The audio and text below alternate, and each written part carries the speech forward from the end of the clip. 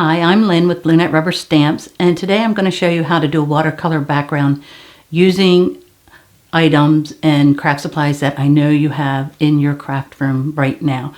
So we're going to use a large baggie and any watercolor markers that you have and a little bit of water.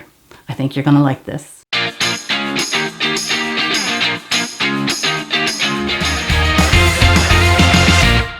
This is the card my daughter made for me for Mother's Day, and the sky turned out so beautiful. I told her she had to tell me how she did it.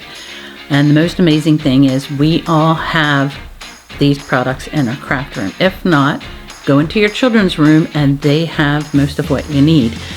So this morning, in an attempt to recreate what she did, I got out some of my watercolor markers, and didn't turn out exactly the same, but they all turned out beautiful, which is the very fun part of creating.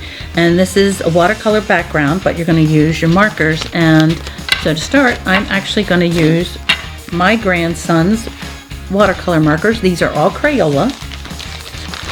So you need a baggie, or I wanted to use a gallon-sized baggie.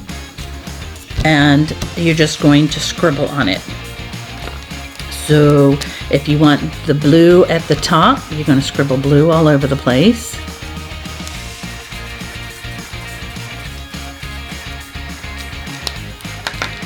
And then I think I want a little bit of purple. That blue looks a little dry. I may have to help that out a little bit. And then I want some pink.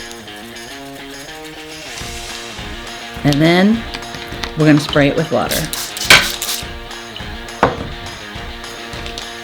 Right, and I'm going to push it down and turn it over. And this way I can actually see through it and see exactly where the colors are going, and I'm just keep mushing, and you can see, I think I want a little bit more pink on there. So I'm going to put more pink.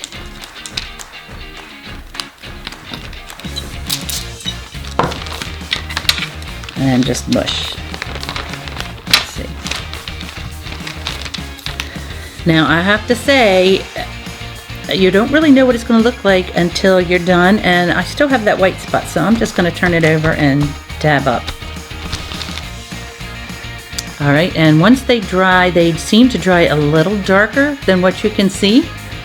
So we're just going to put that over there and let that dry while we do some more.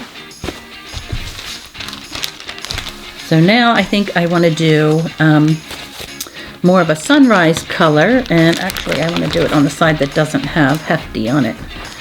There we go. And so I'm going to smear a lot of the yellow here. Some orange.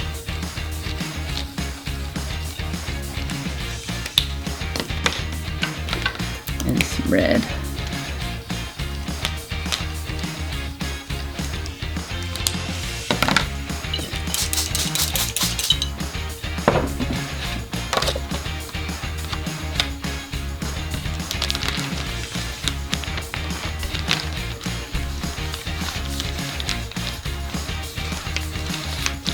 And you just kind of mush until you get what you want. And I think this is going to actually be really beautiful. So we'll lay that aside. And you can just keep going and add different colors.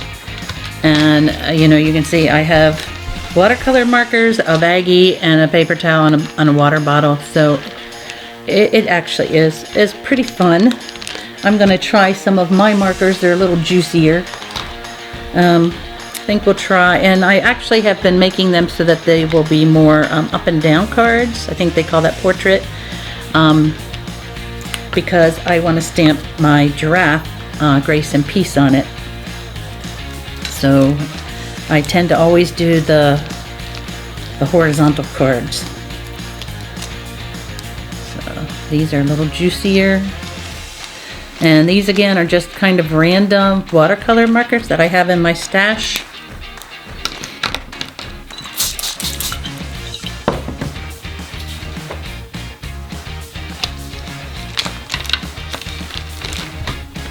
fold it over and mush it together.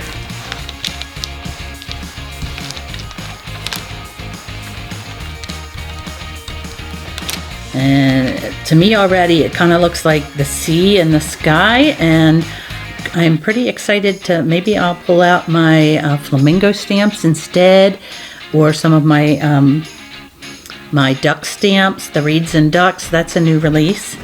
So anyway, as you can see, this makes a really fast card. These are already starting to dry, and they look very different as they dry. So anyway, I think you ought to give it a try, and again, you can just make tons of background stamps and then pull out your silhouette stamps later in the day or the next day and make a bunch of cards. So anyway, I had fun. I hope you did too. Happy stamping!